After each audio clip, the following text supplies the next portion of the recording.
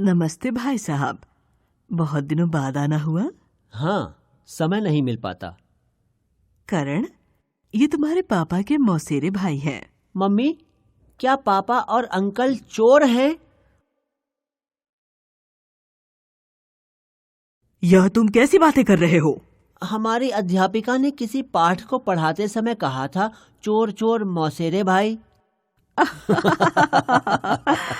अरे बेटा, यह तो लोकोक्ति है जिसका अर्थ है एक जैसे कार्य करने वाले लोगों का जल्दी मेल जोल हो जाता है। करण, मैं तुम्हें बताऊंगा कि लोकोक्ति और मुहावरे क्या होते हैं। करण को उसके अंकल मुहावरे लोकोक्ति सिखाएंगे, पर आप सबको मैं ही बता देती हूँ। पहले मुहावरों के बारे में पढ़ते हैं। मुहावरे। मुहावरा शब्द हिंदी भाषा में अरबी भाषा की देन है। इसका शाब्दिक अर्थ है अभ्यास या बातचीत। ऐसा शब्द, वाक्यांश या वाक्य जो सामान्य से भिन्न किसी विलक्षण अर्थ की प्रतीति कराए और सामान्य अर्थ से भिन्न किसी और अर्थ में रूढ़ हो जाए, उसे मुहावरा कहते हैं। भाषा को प्रभावशाली, सुंदर तथा आकर्षक बनाने के लिए मुहावरों का प्रयोग किया जाता है। इनके माध्यम से भाषा में कम से कम शब्दों के प्रयोग से अधिक भावों की अभिव्यक्ति की जा सकती है। मुहावरों की कुछ विशेषताएं। मुहावरे वाक्य का अंग बनकर प्रयुक्त होते हैं, स्वतंत्र रूप से नहीं। मुहावरे के रूप में किसी प्रकार का परिवर्तन नहीं होता। मुहावरे का वाक्य में जब प्रयोग किया जाता है तब उसकी क्रिया लिंग, वचन, कारक आदि के अनुसार बदल जाती है। मुहावरे का शब्दार्थ नहीं वरन भावार्थ ग्रहण किया जाता है। आओ कुछ मुहावरे, उनका अर्थ तथा वाक्य प्रयोग जाने। मुहावरे।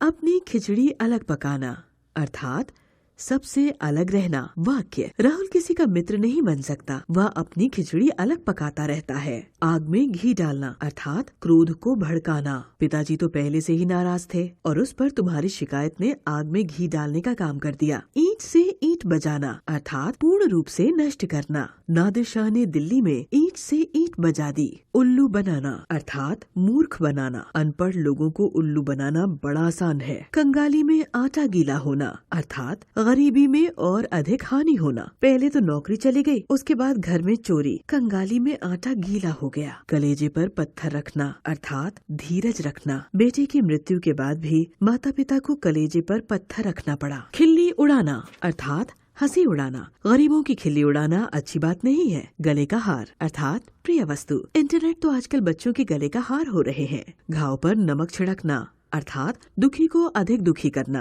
एक तो मैं वैसे ही परेशान हूँ, उस पर तुम घाव पर नमक छिड़क रहे हो। घोड़े बेचकर सोना, अर्थात निश्चिंत रहना। परीक्षा समाप्त होते ही बच्चे घोड़े बेचकर सो जाते हैं। चार चांद लगाना, अर्थात अत्यधिक शोभा बढ़ाना। बुद्धिमान तो तुम हो ही, लेकिन तुम्हारे सरल व्यवहार ने तुम में चार चांद लगा दिए हैं। जान में जान आना, अर्थात मन को चैन मिलना। अपने खोए हुए बच्चे को सामने देख माँ की जान में जान आई। तिलों में तेल न होना, अर्थात काम न होने की या कुछ मिलने की आशा न होना। जब से राजेश जी को व्यवसाय में घाटा हुआ है, वे किसी की भी सहायता नहीं कर पाते।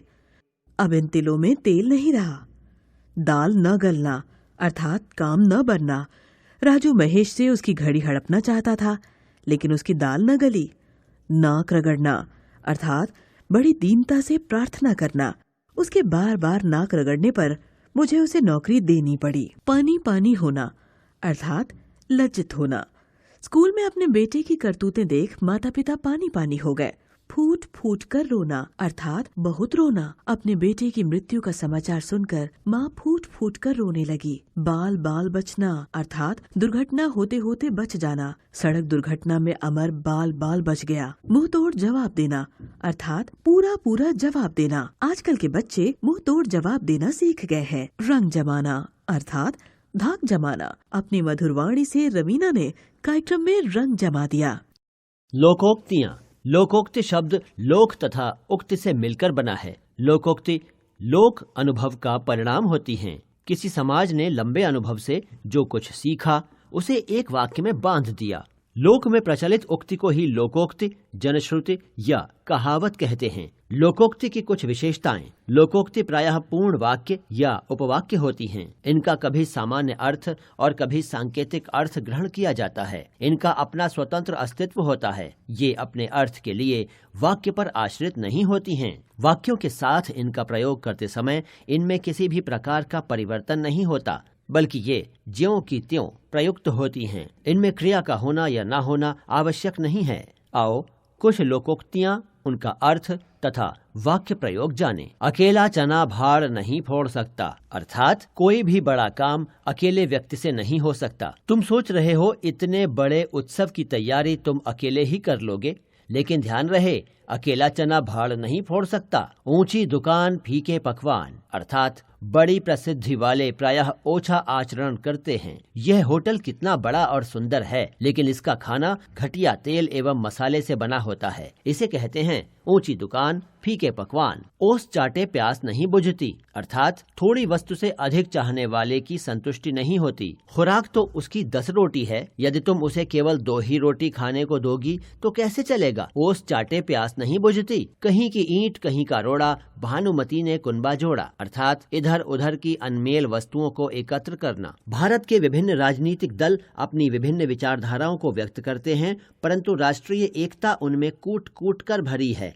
मानो कहीं की ईंट कहीं का रोड़ा, भानुमती ने कुनबा जोड़ा। खिसियानी बिल्ली खंभा नोचे, अर्थात लज्जित होकर दूसरे पर गुस्सा करना। प्रतियोगिता में हारने पर अलका अपने मित्रों की गलतियां निकालकर चिल्लाने लगी। सच है, खिसियानी बिल्ली खंभा नोचे। चोर चोर मौसेरे भाई, अर्थात एक सी आकृति और पेशे के लोगों में जल्दी मेल जोल हो जाता है। आजकल के नेता एक दूसरे की झूठी हाँ में हाँ मिलाते रहते हैं। सच है, चोर चोर मौसेरे भाई। डूबते को तिनके का सहारा, अर्थात असहाय को थोड़ा सहारा भी बहुत होता है। यदि अपने घर के बचे हुए खाने को तुम किसी गरीब को दे दो तो उसका पेट भर जाता है। सच है, डूबते को तिनके का सहारा होता है। तेते पांव पसारिए जेती लांबी सौर, अर्थात आय के अनुसार व्यय करना चाहिए। दूसरों की देखा देखी तुम अगर फैशन करने लग गए तो बेड़ा गर्क हो जाएगा। श्रीमान, तेते पांव पसारिए जेती लांबी सौर। बिल्ली के भाग्य से छींका टूटा, अर्थात अचानक कोई लाभ होना। उसमें इतनी योग्यता कहाँ थी कि चुनाव जीत जाए। ये तो बिल्ली के भाग्य से छींका टूट गया। हथेली पर सरसों नहीं जमती, अर्थात जल्दी में कोई काम नहीं बनता। काम करने में समय लगता है। अधिक जल्दी हो तो किसी और से करवा लो। हथेली पर सरसों नहीं जमती। अब तक हमने सीखा मुहावरा शाब्दिक अर्थ से अलग लाक्षणिक अर्थ देने वाला वाक्यांश है। मुहावरों को प्रयोग में लाते समय इनमें बदलाव हो सकता है। लोकोक्तियाँ लोक प्रचलित उक्तियाँ होती हैं। इनके रूप में बदलाव नहीं किया जाता। मुहावरे लोकोक्तियों के प्रयोग से भाषा प्रभावशाली बन जाती है। मुहावरे वाक्य के मध्य में प्रयुक्त होते हैं।